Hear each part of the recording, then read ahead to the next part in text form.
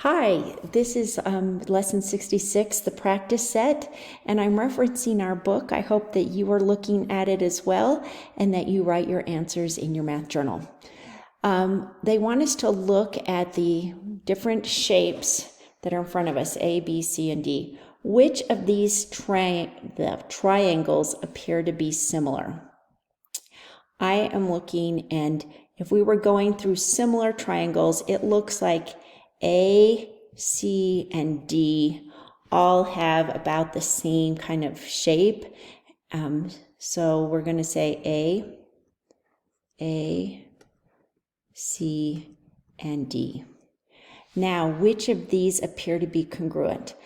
A, C, and D are similar, but I'm looking, D is, you can see, appears larger, but A and C are the same size and they look the same shape. So A and C.